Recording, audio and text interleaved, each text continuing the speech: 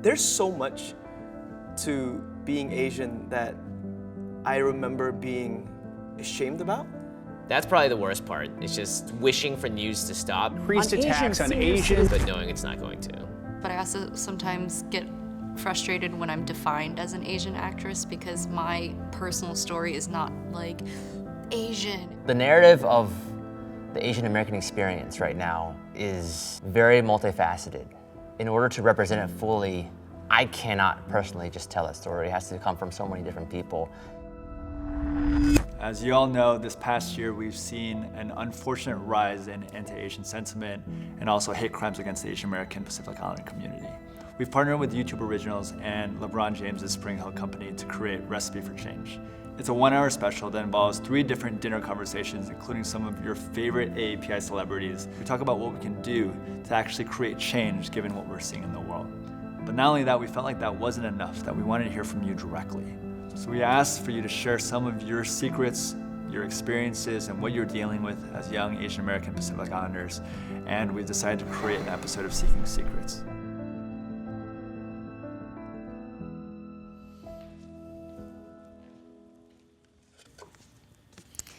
My mom is fully Filipina. Ever since the rise of violence on AAPI community members, my mom has asked me to go out and run her errands for her. She's been especially afraid to go to Asian markets by herself. Now, as we're entering adulthood or we're in adulthood, we feel responsible for our parents instead of our parents being responsible for us. And I think with the rise of anti-Asian hate, this has really became real. I've never had so much fear of where my parents are at any given time and what might happen to them. So.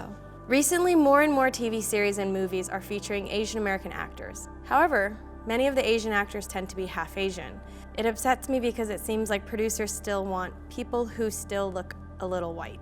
It's almost like they are averse to casting Asians who look undeniably Asian. Obviously, someone who is half Asian won't look like me, so I still don't feel represented.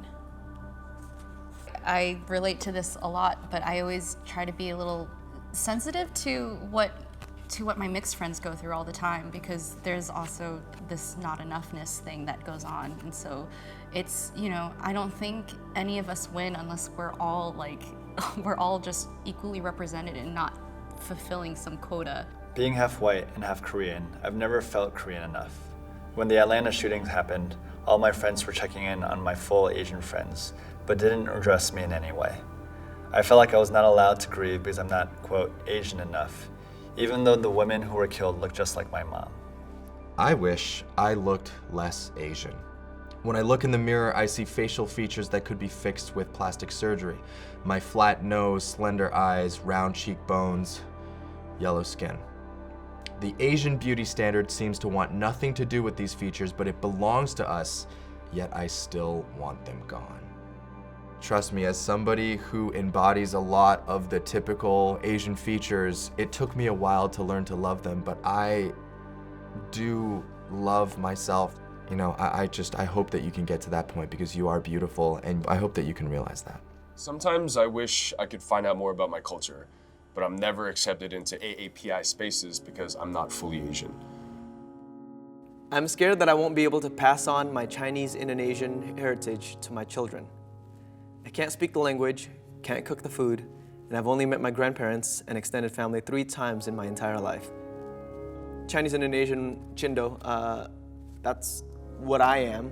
But I get that. Wow, so much. For those of you who don't know, I have a 6-month-old right now, and he's mixed. I've been very blessed that my parents can come over and speak to him in Indonesian, but I can't cook the food. As a child, I refused to eat the Vietnamese food my mom cooked for me at school. I would starve myself during school lunches because the other kids in my class continuously bullied me for eating strange food. This hits me. This is exactly how I felt when I was a kid. The type of food that you eat at home shows so much about who you are and where you come from. And it tells a lot about your story. Be proud of that. Be proud of the food that you eat. Be proud of your culture. And yeah, you had the best lunchbox. So I'm jealous.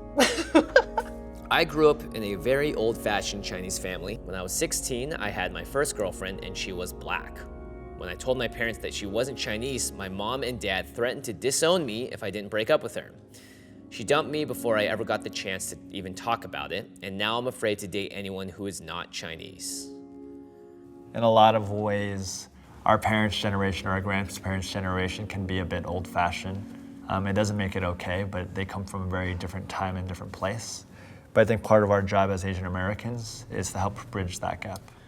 My mom is a Catholic Filipina, and she isn't very accepting of LGBTQ+ people.